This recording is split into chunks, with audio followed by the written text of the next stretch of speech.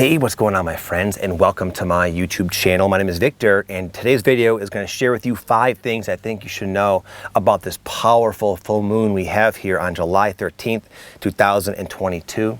Number 1, feeling lost and confused. And before you turn the video off, let me explain this is not only necessary to help you become the person you're destined to become, but it's just beneficial. It's actually helpful. Because if we are to see beyond our ordinary life and see beyond what we think we're capable of, we need to sometimes be shaken loose of these patterns of thinking, these patterns of belief, which of course translate to patterns of living that keep us locked into this little itty bitty teeny fine, imagine like a hair strand loop that is just a sliver of our potential. Even if this loop isn't working for you, which at this point you might realize it's not, it's still your loop. It's still your little comfort zone. So there's a tendency to cling to the familiar, especially when the vibrations on the planet are raising so quickly. It can cause us to want to cling to the shore as the river of our life path starts to speed up. But you can't. You're gonna be shaken loose by the waves or whatever, regardless. And even though it is uncomfortable, it is. There's no getting around that. It can feel like I don't know what to do. I'm not happy. I don't feel safe in my life. I have no idea where this freaking river is heading. Even though it's like that, the river's heading somewhere better. The river is heading to a deeper level of your life purpose. You coming into, experiencing, and then expressing more and more and more of your soul's potential, which is infinite. It really is infinite. So it's okay if you feel lost and scattered and ungrounded and confused. My friend Kyle C. says it best. He says, whenever we feel lost and confused, it just means the universe has something big in store for us. Number 2, which might seem like a complete contradiction to everything I just said, number 2 is clarity. From this confusion, from losing ourselves, from forgetting ourselves, from forgoing our old, outdated identity, even though it's uncomfortable in the transition, we find ourselves at a higher plateau where there is clarity. But within this type of energy, it might take some effort. And what that might mean in your day-to-day life is you might have to do things that help you become more clear. For example, for me, I was feeling lost and confused until yesterday afternoon when I came up on these mountains. I'm in Sedona right now, and I found this awesome cave, as you can see, and I'm super pumped, and I had this beautiful view. And for me, what always does the trick is climbing very high up into the mountains where nobody's around and having this sort of expansiveness to be in the presence of. And then all of a sudden, my life becomes clear. And that's exactly what happened to me yesterday.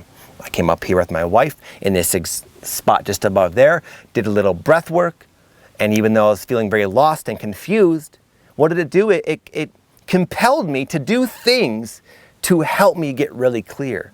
And then I broke through into another level of clarity. That's the same thing you can do as well. For you, it might be different though. Maybe there's no mountains available, fine. Maybe it's your diet. Maybe you've been indulging too much in the sweets or the heavy foods. Maybe you need a detox. Maybe you should fast. Maybe you should start going out and go on walks more. Whatever it is, obviously. You might have to do things to make you more clear. And nothing better to motivate you than feeling very, very unclear. And number 3, your soul contract revealed. This is similar to a life purpose, and honestly, I don't care for the semantics, but I can describe the experience that you might be having, and it's very, I would say, unique, and sometimes even unsettling. Like there's this uneasiness within yourself because you know you haven't really done it yet. You haven't really pursued what you came here to do. And even though you might not know exactly what it is, I bet you will this week though, but normally you don't know, So you really can't do anything about it, but there's this feeling like, there's something undone, something unresolved within my body. I can feel it. I've shared this story a million times, and I'll keep it short, but there came a time where I knew my calling was to go all in with my YouTube channel. But I had this thing I was doing that took up like all my time and all my energy. And even though it felt increasingly out of alignment with my life, I thought I needed it. I felt very afraid to let it go. And I would sometimes wake up with this feeling of just, it's not inspiration, not divine guidance, but uneasiness in my sort of chest and belly area of just the knowing that you're holding on, number one, and number two, there's unfinished business. And you got to go for it. And this is coming up for me again in a different way, exactly like this. I was sitting on my couch just yesterday, and I was reading this book my friend Kyle Cease gave to me. And I was thinking about, as I was reading his book, I was thinking about how I once said I wanted to write a book. For you guys have probably heard me talk about it for about a year or two. That's all I could talk about. I wouldn't shut up about it. Oh, the book, it's time. A year later, 2 years later, no book. And I had kind of forgotten about it. I had justified not doing it because it just seemed so stressful. Because it was. Because writing that book, which I believe now, especially now, is my sort of sole obligation, if you will, it brought up so much stuff. It brought up so many insecurities, so many doubts. It brought up the writer's block. And it just seemed to wreak havoc in my life. And I couldn't take it anymore. I had to abandon the entire idea. And this is, I think, why a lot of people don't pursue their soul's calling, because they don't want to deal with the inevitable growth that is demanded by life, if you will. And anyway, I was sitting there, I was reading the book, and I was thinking about all this. Like, I was thinking about, you didn't write the book. And I was feeling those uneasy feelings. And at that exact moment, my wife said, "Hey, honey, is reading Kyle's book making you think about your own book?" No. It was, in a very, very big way. And that was like all the confirmation I needed. And it was like, Victor, I know you don't understand why you feel so compelled to write a book. I know you could justify not doing it because I'm already helping lots of people on YouTube and living a good life of a lot of service my life is oriented towards. So I could easily rationalize saying, you know what? I don't feel like it. I don't need to. And yet that's just thoughts in my belly. I feel it. I know it. And the more I tune into it, the more I start to suspect that, you know what? I have the intuition that writing this book, which again is a metaphor for your thing, of course, not just trying to talk about myself the whole time. But for me, I have this intuition that if I write this book, I don't know what's going to happen. It might not even be about the book. Sometimes we feel compelled to do things for reasons we can't even see. And one of the things I speculate is my daughter, Maya. She's 13 now. And she's a better writer than I am. She's a natural. And she, ironically, doesn't ever like even talking about it. She won't even acknowledge it. She says she hates writing, but I've seen her writing. She has raw talent. She's fantastic. But it's almost like maybe if I write the book, that will give her permission to write the book. And maybe it's her book or her child's book that changes the world. But the point is, there's a higher calling here. There's a whole sequencing of everything tying together that I don't need to know. I don't need to understand. But it's my obligation to do it because I feel it, because I know it within myself. Number 4, the support of the universe. Again, pursuing these missions, which as you see, I've been very reluctant to do myself, are not easy for a myriad of different ways. The emotional challenges, the personal growth spurts, jumping into the unknown, letting go of the comfortable and familiar. All of that can make a strong case why it's not the best time to do it, maybe in the future. And yet, when we do it, and I've experienced this, there is, I would say, the support of the universe, which sounds like a very bold, esoteric thing to say. But the way I look at it is like this. This is my own sort of hypothesis, is that what you feel inside of your body, that knowingness that you came to do something, that knowingness is connected with the will of the whole, of the one, of the universe. And because of that, it has the resources to support you. And it's so vast, so mysterious, so incomprehensible. We're not going to know. We're not going to have the mental comfort of, I can see the ways of the universe and how they're going to assist me. You don't know. But it just tends to happen that way. And I've experienced this many times in my life. Synchronicity, wild divine timing, the right person, the right book, the right thing you need to hear, the right insight at the right time to help you take just that one step that brings you just 1 inch closer to whatever it is you're going towards. It works that way. It's like the wind will be at your back. And I'm sort of trying to rev myself up here because I'm gearing up to write this book, but already I've seen a tremendous amount of support and synchronicity. I've met this mentor figure, Kyle, who I've talked about many times. And he gave me his book. He just brought it to me, and I've been reading it. And as I've been reading it, I was thinking, you know what? He's got a very similar style of writing to me. He's a comedian, so he mixes in humor, and he gets you kind of pumped up. He's always motivating you in his book, and it's that's kind of how I like to write. And he's someone who's a little older than me, and it's just this example of that's where I could be maybe 5-6 years from now if I just go for it and stop putzing around and make it happen.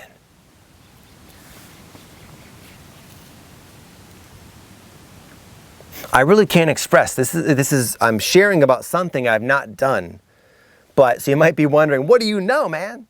But if you've been watching my YouTube channel, you've seen my wild, winding path of trust, letting go, inspired action, in the hope that things would work out, and they have. I'm not going to reflect on any particular miracle I've experienced, but I've experienced many, and I've shared about many, and you don't even need my example to just simply observe your own life. Observe your own life. How many times have you not known how things are going to transpire, and yet perfect timing blew in with the wind, and all of a sudden you're exactly where you need to be. You don't know exactly how you got there, but it just kind of happened naturally. That's what I'm talking about, my friend. You don't have to rely. The mind does not need to bear the burden of understanding every little thing. It's not what it's designed to do. There's a higher will at play, and if you just follow it, I think we both know we can do it together, by the way. I'm doing this too. I think we know it's going to work out. It's sometimes one small step towards your calling can create this massive ripple of positive energy into the world. And maybe we don't even see where those ripples end up, but sometimes we do. and then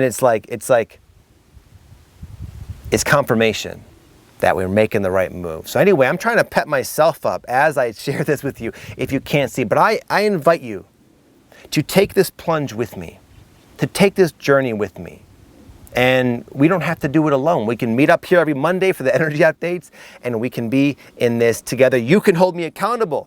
Next week in the comments, say, Vic, bro, let's see some work. Where's that book? Let's see the first chapter, the introduction, something. How's it coming along? And I'll be there to kind of root you on and encourage you as well. We can do this together. And one thing I'll remind us both of, number 5, is it's not about you. It's not about me. It's not about our own desires for happiness. I've been reading this book called He, and there's a counter book or a different book called She. And He is about masculinity, and She, of course, is about the same thing for, the feminine journey, if you will.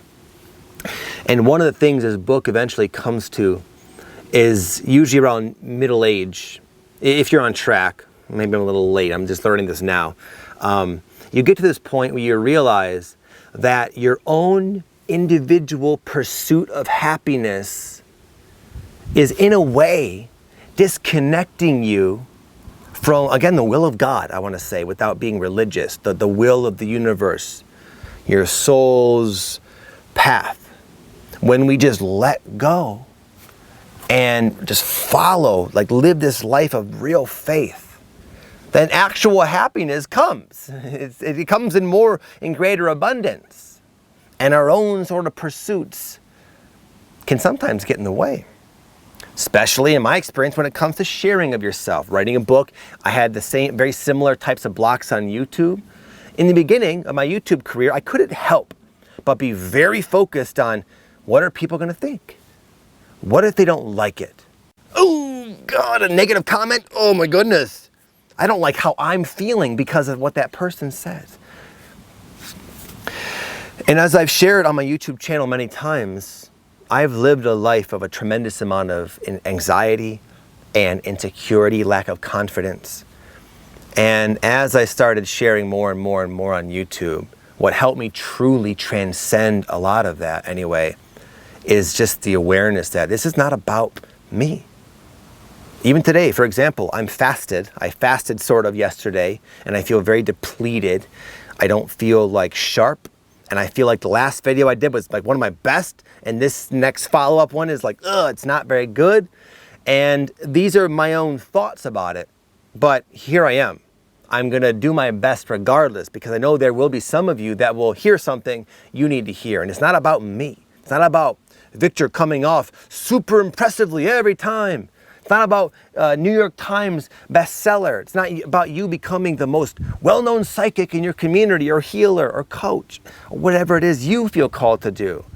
It's about you just doing your best. Because the nice thing is, I don't have to be perfect. And neither do you, because it's not just me. The world doesn't revolve around me. The days I'm imperfect, other people will pick up the slack. And we see this when I run retreats. It's actually pretty neat to see. Because when me and my team of about 10 people, including myself and my wife, we run these big Sedona retreats. And what we find is that we get sort of sucked into the transformation bubble as well. And here we are with this obligation to like be on point for other people, and we're feeling like a mess. And it happens every time, to all of us, but at different times. My wife could be having a complete meltdown, and I'm freaking soaring high. I just got off I'm on the other side of a crazy breakthrough, and I'm ready to freaking rock and pick up the slack. And then Victor's down for the count. Well, guess what? It's Patty's turn to do her rose cacao ceremony. I just got to sit back and drink some cacao and chill. She'll take it. And that's kind of how it works. But the point is, during those retreats, I don't just go home.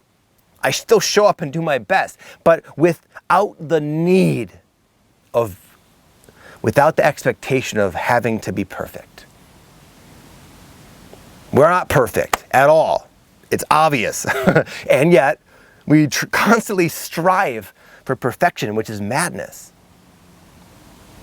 But anyway, the notion that it's not about me, even if this is like 20%, this video, of my potential, if it helps a handful of people, even one person, and that person experiences an insight that changes the course of their life, which will in turn affect everybody in their life for the rest of their life. Not just their immediate family, but the grocery clerk 10 years from now. They're gonna have a different energy, that person. And they might affect that grocery clerk who goes on and affects other people. So you maybe helping just one person is reason enough to get out of your own way and get out there and do your best. And that's what I'm gonna do. That's what I insist I'm gonna do about this book. That's me. And you can hold me to it, and you can best believe I'll be holding you to it, and together again, we can do our small part in helping leave this world a better place than when we came. Oh, and before I go, I want to let you know that I was very pleased to see how many of you seemed interested in my $29 a month coaching program. If you are just now hearing about this, that's something I'm going to be doing very soon. I've been coaching people for years, and I love it, and I miss it, and I feel called to do it in this way. So what I'm saying is I'm going to be very soon promoting and inviting you in to a literal coaching program where I or my wife, we're a team. Those of you who have met us in person, you know me and Patty are a team, especially at the retreats. And she's an amazing coach too. You just don't see her. She doesn't care about being on social media. But together, we're going to be running these weekly live hands-on workshops. And also, I used to run this 12-month coaching program or 12-week rather, that was very powerful. And each month, we're going to be doing one of like the more formal transformation ceremonies. So every month there's this group online ceremony, whether it's breath work or a past life regression or a cacao ceremony. And then every week is going to be live coaching, interactive coaching with me or Patty. And it's going to be only $29 per month. Why? Because for one, I believe a lot of people are going to join because it's affordable, and two, because I feel inspired to do it, and I know it's going to be awesome. So anyway, I want to let you know, long story short, we are going to go through with that and be on the lookout for that very soon. We're going to be starting this in the next couple weeks, hopefully. Have an amazing day, my friends. Much love to you all. Peace.